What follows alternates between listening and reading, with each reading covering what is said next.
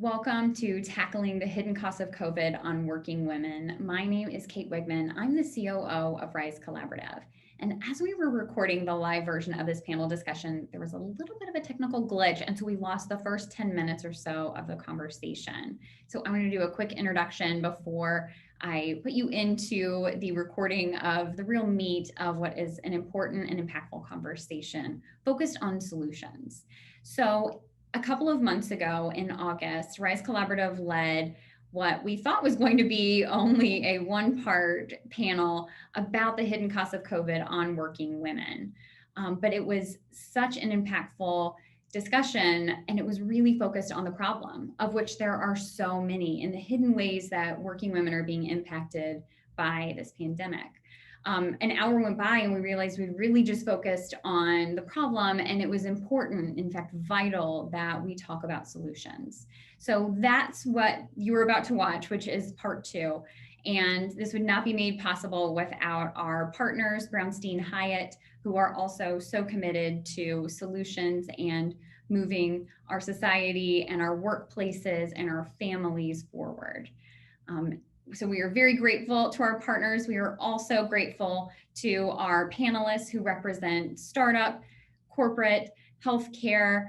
We have operations focus. We have attorneys, legal. We have an incredible panel, and it is my pleasure to put you into the last 40 minutes of this conversation, all focused on solutions. Thank you for being here, and apologies for the technical glitch, but this is worth it. That emotion. And I think it's important to fight the impulse to fix it, fix it, fix it, fix it. Like there's just not a fix right now. We've got to live in this uncertain place.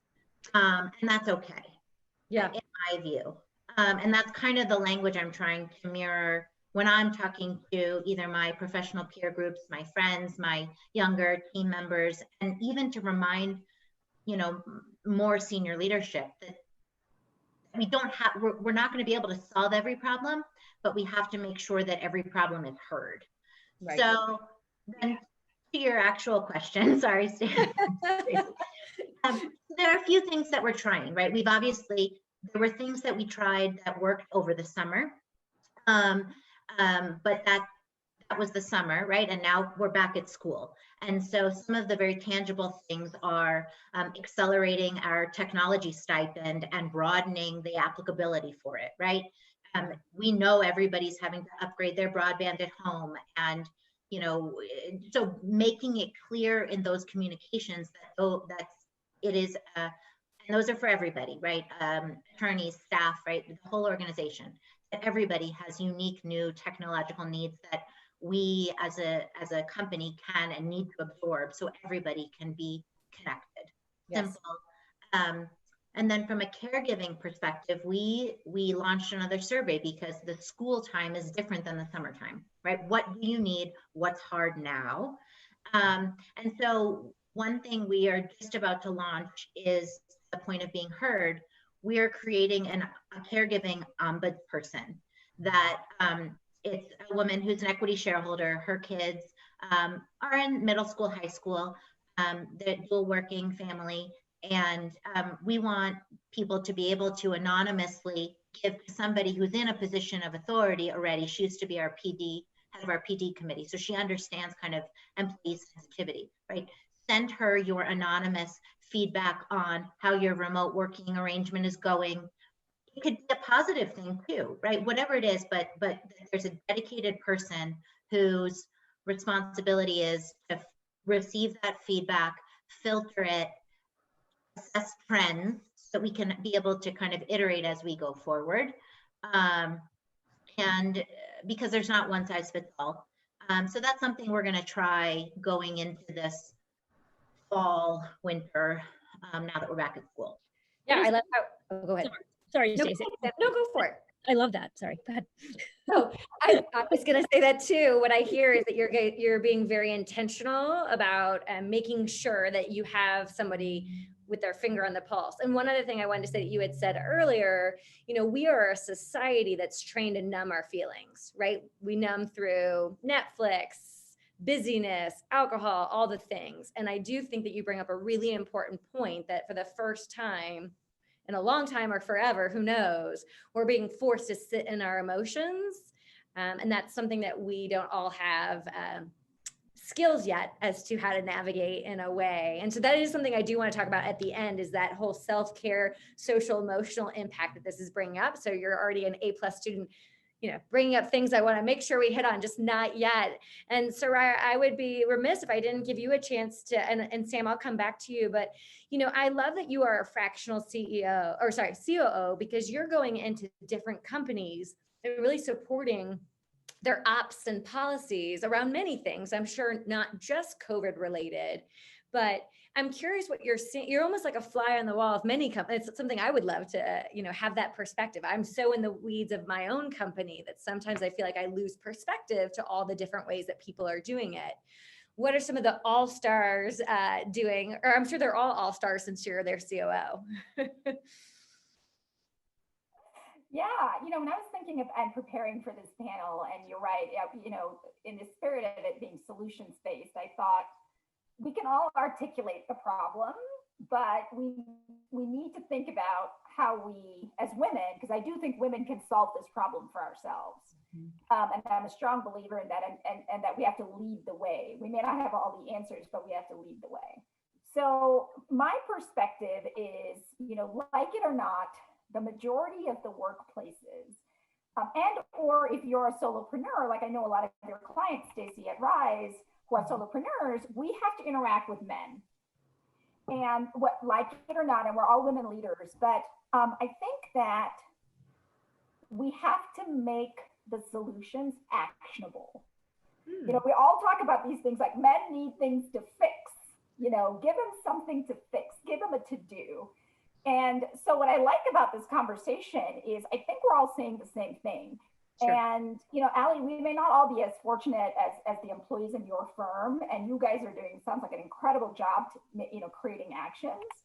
But I would say it starts with us voicing that we need a village. We need a village to take care of our families and our kids. And I think sometimes it's this dirty little secret. I've got the wife at home, or, I've got the caregiver at home, and they're going to take care of it. But let's voice it. It's not a secret. Caring for families, caring for elderly parents, caring for children, it is a huge job, and it takes a village. And let's acknowledge that. And then in terms of the action, like what am I going to give you to do? I read an interesting article in Harvard Business Review that said we need to rethink what success is and what leadership means, especially for women caregivers. And so if we can take that as an action and say, it breaks my heart to hear that these women are dropping out or thinking of dropping out. Is it because they don't think that they're going to meet that standard of success? Right? Or they can't juggle all the balls, or there's some criteria that I'm just not going to make it. I'm going to be late for that project. I can't raise my hand. And so I'm not good enough. So maybe let's redefine what success is and give them a redefinition of success and say, hey, let's evaluate people against this criteria, not kind of the old criteria. And then maybe women will feel more successful. Yeah, no, I in that McKinsey study, sorry to keep bringing it up, they definitely talk about how we're going to have to go back and redefine how managers are rating or evaluating their client, their team. Sam, I wanted to jump back to you. I know that you had another comment. Before we move on to anything else, I want to give you a chance to respond. So I basically, everyone has said such great things. I kind of want to respond to a lot of things, but I'm going to try not to. So, I think regarding success, I think some of us, we have to redefine success, but I think that more importantly, each woman has to realize that she has the power to define what success looks like for her. And I think that kind of that, owning that and saying, this is my priority today, that's really powerful. There was an article in Style magazine today, actually, that something like 86% of women have felt depressive symptoms since COVID started. And far be it for me to speculate as to why that occurred, but my guess is that part of it is that we feel that we are not achieving however we've defined success for ourselves. And so I think that's a really important piece of it. And I think that just, I have a very small team. There are 4 people at my company. All 4 of us are parents. All of us, 3 of us are women. We all have kids, at least one child under the age of 2. So we are all very much in it, and have been in it through all of COVID. And I think that, as a leader, one of the things that I have really kind of pushed myself out of my comfort zone is, instead of trying to be the person who has it all together and is setting the course, I've really pushed myself to say, hey, team, I'm having a hard time with this. Are you? And I could kind of, this was over Zoom because we're not, obviously we're not in the same place, but even over Zoom, I could just kind of see everybody visibly relax. And that, and I feel like we're a really tight knit team anyway, we're small, but that was just such a turning point in team bonding. It was just kind of that moment of, this is hard for everybody and let's be in this together. And I love that both you and Jandel, I know you said that too. I mean, as CEO of a hospital, for you to say that in front of your staff, I think is huge.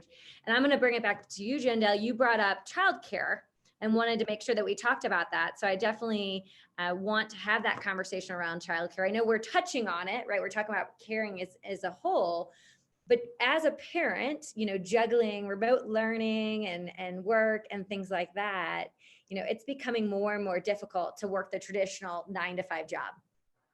And so something in that McKinsey study that they had shared is around this flexible schedule, or how are we changing what work looks like, and how the expectations of the leaders of the companies, before we expected people to be on site and going from 9 to 5, even if I have people tell me that they sat at their job and watched Netflix. I'm not saying you should. It's just interesting to hear my young employees tell me at their previous job, not at Rise, that they didn't have things to work on. So they just sat there and watched Netflix. But obviously all that to say is that the way that the workday is looking is changing. And I think because of COVID, but more importantly, childcare.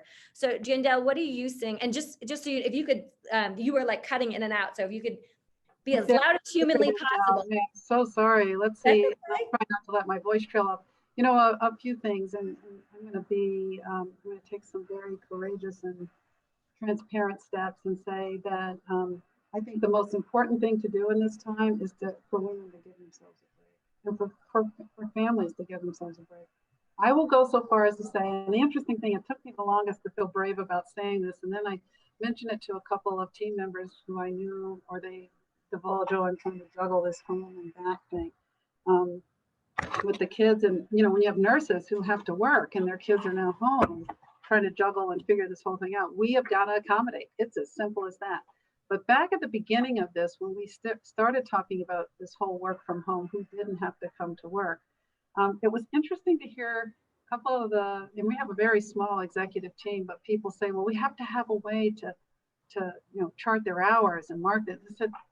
I said, we're not doing that. We are absolutely not going to do that. First of all, we have known for well over 20 years that productivity is better in telecommuters than in people who walk into the office. So we're not going to do that. I mean, if you're going to do that, that says something about trust here that is not who we are. It's not who we are culturally, and it really flies in the face of how we think about things. And to the exact point you made, I said, you can't tell me that you all or your managers have any idea what each of your employees is doing all day when they're here anyway. So stop it. We're not going to do that. My worry was the other way, and it's that way which is why I think we've got to figure out how to cut some breaks for folks.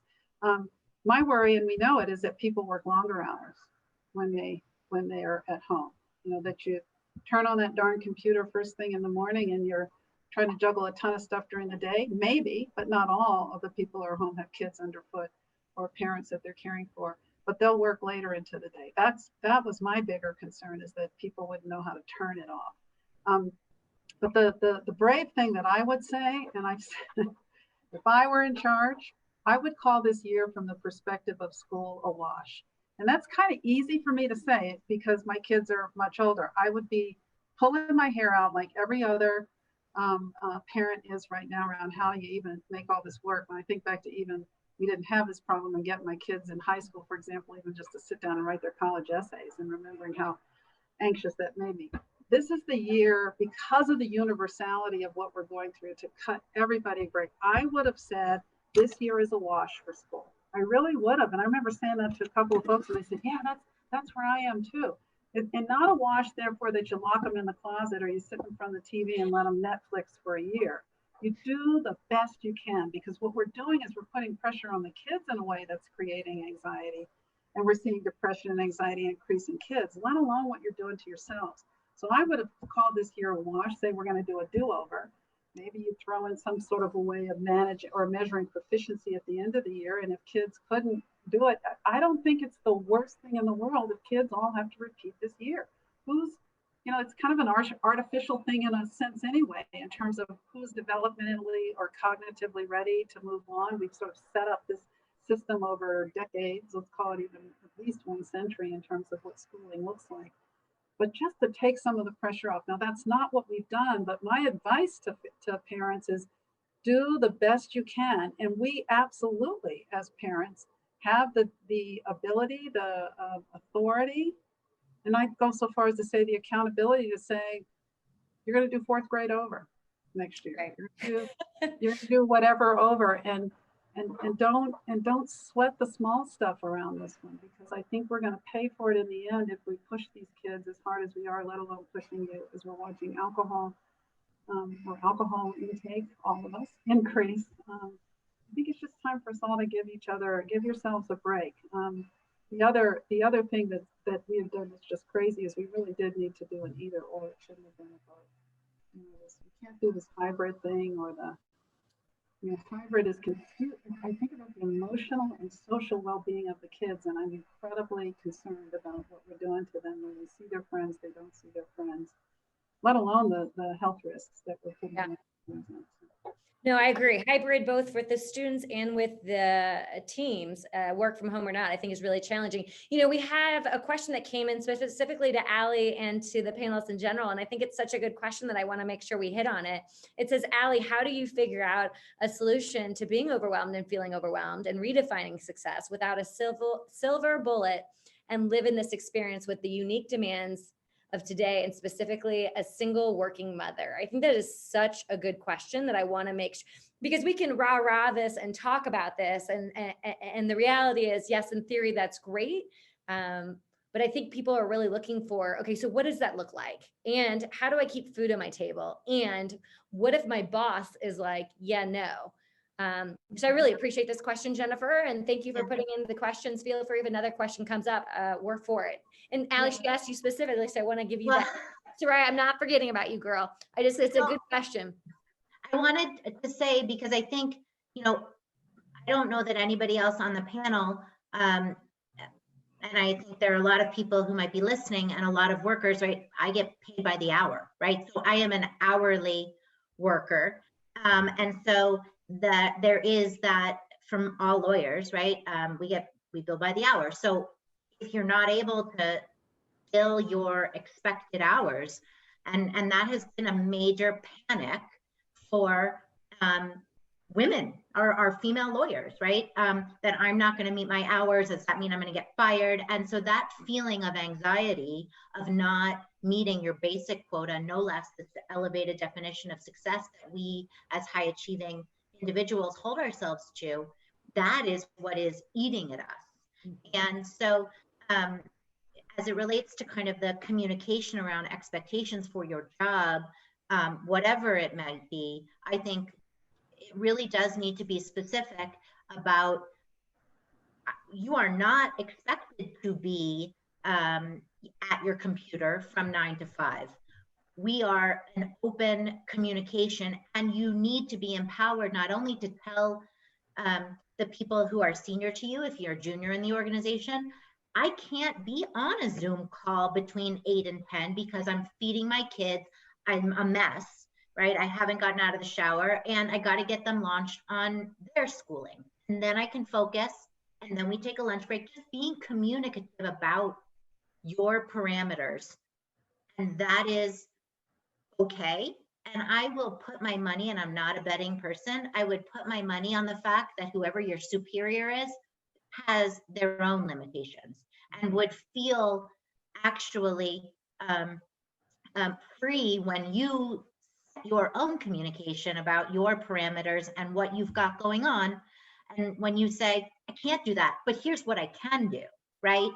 I think that pivot, you know, puts you back in the driver's seat of your day. And then that's not a silver bullet, but to me, when I've been able to do that, it's made me feel like I'm in control. And even if there's a lot going on, it means that things are happening more in a manner that I can deal with. And so for all of you hourly workers, right, that is a way to kind of manage it. And then the last thing I'll say is that find an ally. Like if you don't feel comfortable saying, here's what I need, find someone who can do that for you. And a lot of us women don't like asking for help. I sure as hell don't. And so finding somebody who can be an advocate for me, and there's studies that prove that that's a women specific trait, right? We don't self-promote in the same ways as men do. But I would try and find an ally or someone who would be willing not to say, this is what my friend needs, but just to raise the concern for the organization so that there's more awareness, but that you don't feel pressured to always be the one saying, I need this, and that makes you feel either like you're failing or complaining, which you're not, but it might just help with that feeling. Yeah, and I think boundaries are important regardless of COVID. And what I'm hearing is they're even more important than ever before in communicating those boundaries and making sure people are aware of what you can and can't do. And so, Suraya, when I come to you, I think you would be really great. One of the follow-up questions Jennifer wrote was, you know, how do you ask your employer for help without you feeling like a failure? You know, as a COO of multiple companies, the people underneath you, how do you want them coming to express these boundaries, which leaves you feeling like these are great employees versus like, wow, they're being lazy or they're not capable or they're a failure or what have you? What have you seen has been helpful from your employees? Yeah, I think, you know, and I've actually had direct experience with this where one of the companies that I worked at or was supporting had a very strong single mom who had 3 kids, and as COVID kind of took hold and school started, et cetera, she was just, you know, struggling with the demands of it. And so I think that what really works is define that success for you. I will be successful if these parameters are in place, and don't be afraid to, like Ali said, ask for an ally, but raise your hand and present it. And they can only say no, but I think voicing it, advocating for yourself, finding the ally, and really being clear on what it is that you need. I think we're all saying the same thing. Sometimes we don't really articulate what we need. I need to not be on a 7:30 a.m. Zoom call. I need to not be on a 3:45 Zoom call. And I think when you articulate that, and I think, you know, Sam made a great point about also being authentic and being vulnerable about it and saying, I have these issues, but here's my solution, being solutions-based, and here's when I can do it. I think that gives you a good chance to be seen as a solution-oriented person. And I'm talking here again in the workplace, right? Voicing it, finding the ally in the workplace. But when I read Jennifer's question, I also wonder if the being overwhelmed is also maybe outside of the workplace, because all that can kind of play into kind of how you show up. And I go back to the whole, it takes a village. Ask for help. There is nothing wrong with finding the allies even outside. Ask for help, raise the hand. Yes, you are the working single mom, and create a support network for yourself. But definitely I would say, I think what I've seen that works the most is when people come to the table with a plan. Nice.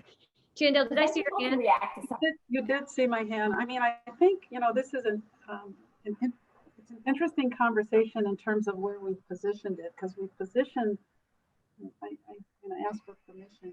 I'm going to ask for forgiveness instead of permission to say. As long as you're loud, I'm all for it. We're talking about this from the perspective of middle to upper class women.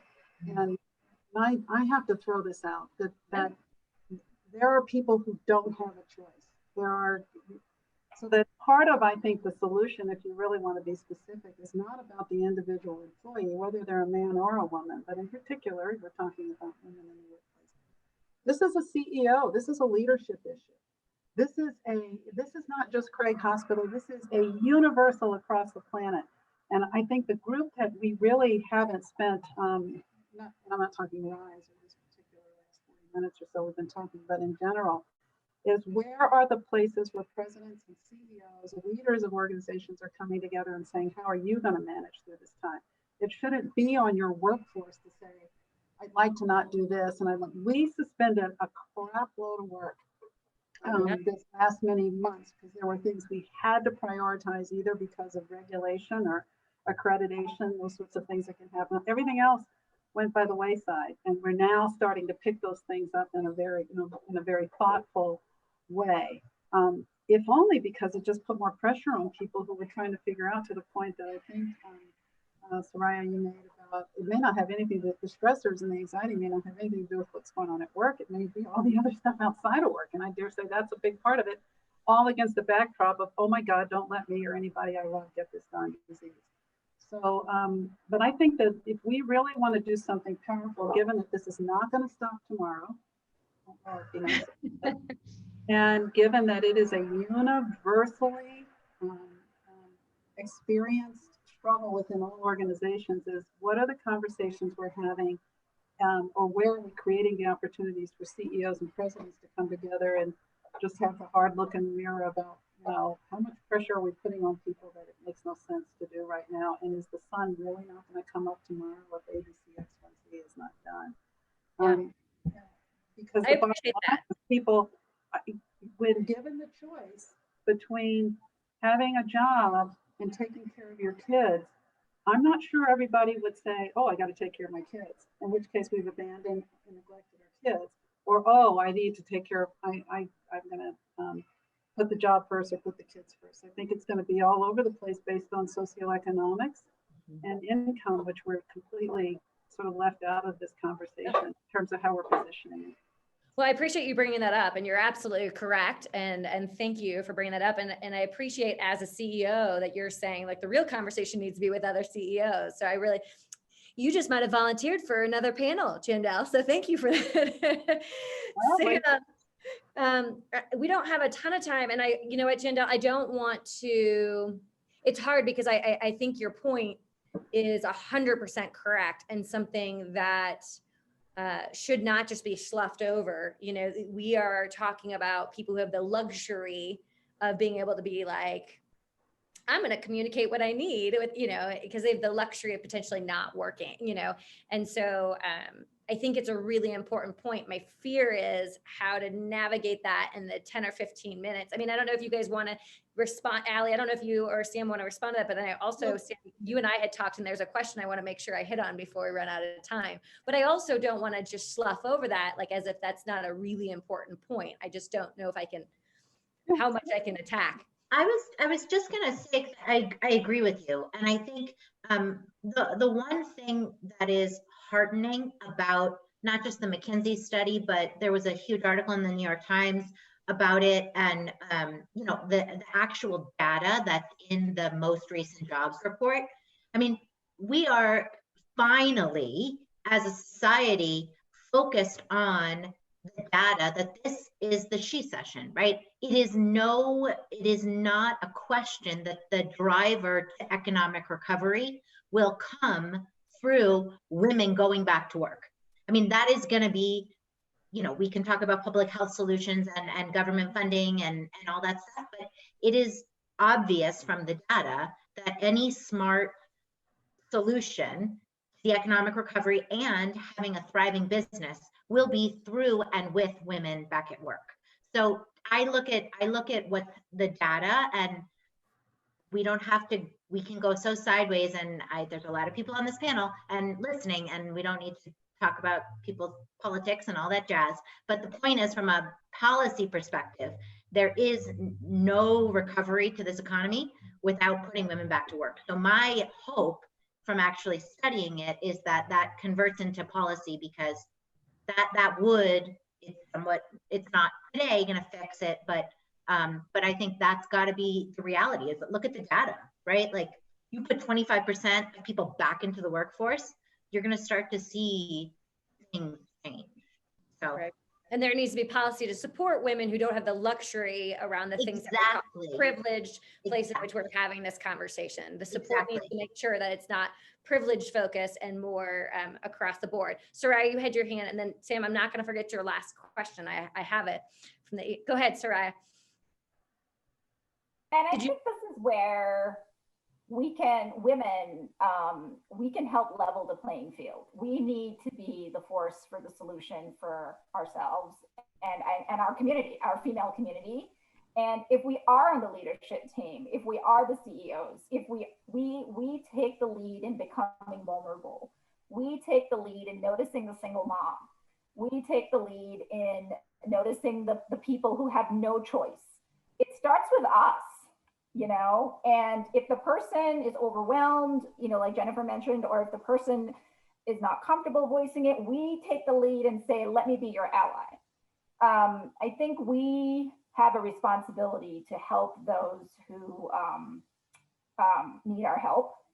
And I think we own that leveling the playing field. Yeah. Well, one of the things that Sam and I chatted about before this was that a lot of companies and women's groups are, you know, actively wanting to find solutions and actively supporting moms. And one of the things they're doing, and we are definitely one of those people, you know, when COVID happened, and on Friday the 13th, was the last day that Rise was open. Friday the 13th was the last day Rise was open for a little bit. Monday, we officially shut our doors. And by Tuesday, I had planned 4 Zoom opportunities for our members, 4 different workshops and supports, you know. So for like 2 weeks, we had 4 sessions a day. Then it dropped down to 2 sessions. Then it went, you know, twice a week, and then it's once a week. You know, all of us are actively working hard to support these women and to provide resources and events. And, you know, that's great in theory, but what we're seeing is that's maybe not the best solution. At least for me, I realized, woo, I might've screwed that one up. And so Sam, I thought you brought up a really important point offline about that. So I wanted to give you a chance to say that before we run out of time. Thank you. You know, I think kind of the irony about this whole thing is that when women, especially moms, working moms, need the most support is the time they have the least amount of time. And, you know, I mentioned I've got 2 kids. I have a startup, right? Those have always been my priorities. They will always be my priorities.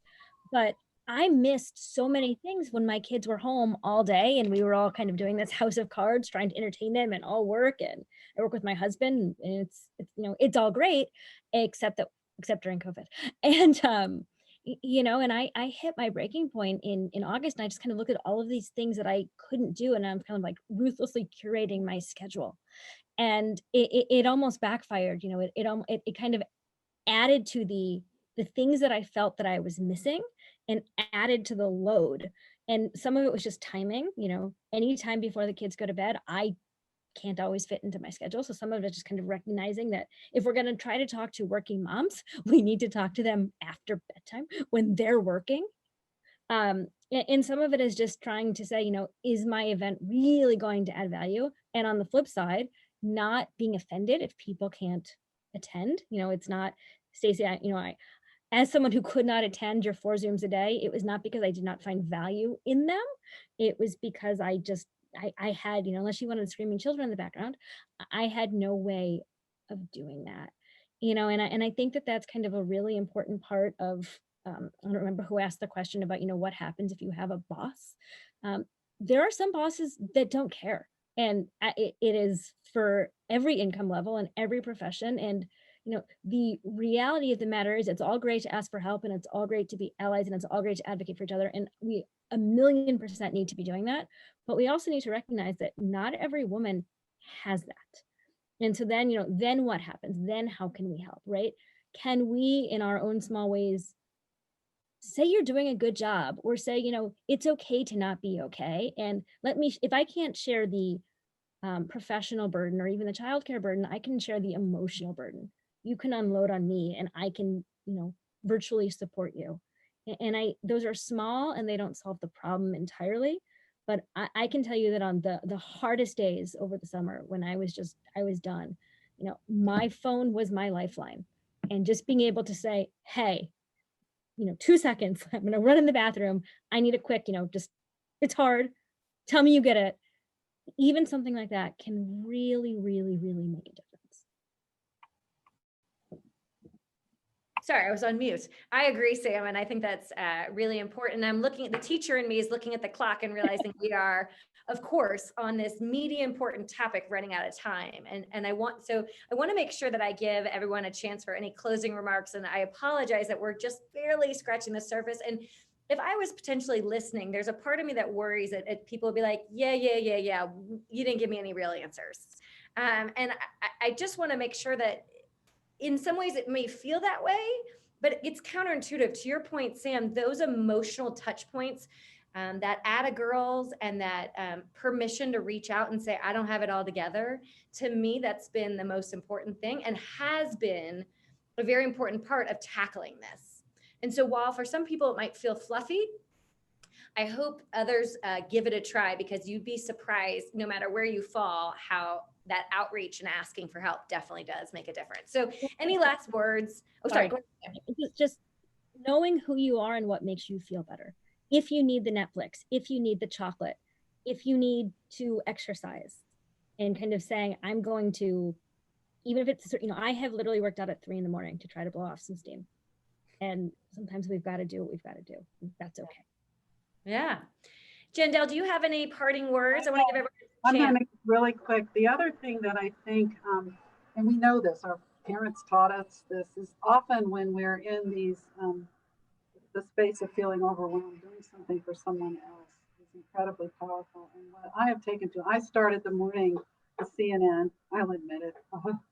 And there was a story about, I think now the number of children who are food insecure, hungry, is 4 times higher than it was before this pandemic. Pretty much every month I end up writing a check to Hunger Free Colorado, and a big check. We are all privileged. We have to sort of like cop to the fact, and don't feel ashamed or guilty about it, but that we are privileged. Even this last hour's conversation just speaks to the privilege to even be able to talk about how we're emotionally dealing with a legitimate juggling act that you all are doing. As I said, my kids are long out of the house.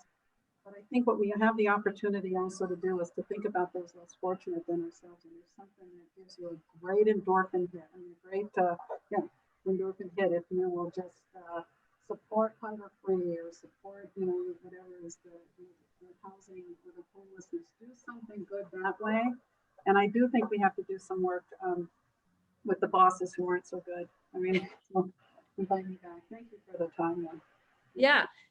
I think that's a perfect thing to sort of end on, unless, I know, Suraya, last time I tried to end and you had a really good thing, and I feel bad that I almost cut you last time. So before I turn it over to Kate, have I given you the opportunity to say what you want to say? I don't want to.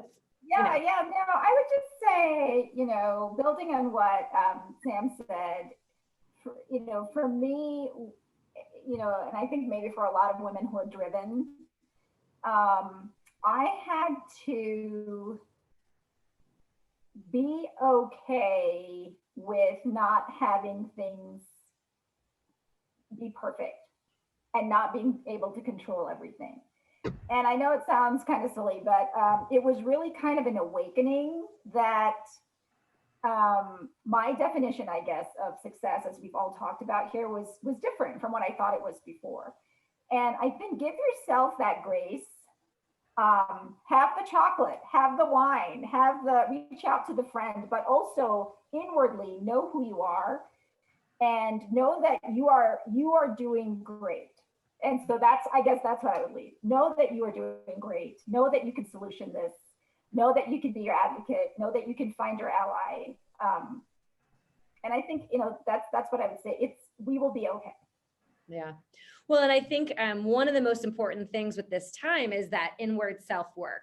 I would not be able to survive the things I've survived if I hadn't had years of counseling and years of coping skills learned from all that counseling. And so while I don't necessarily think counseling is a silver bullet, am I here today and surviving this the best I can because of those years of counseling? Absolutely. And so I do think learning coping skills and having that support can make a difference. And so Kate, I am going to turn it over to you so that I stay on time.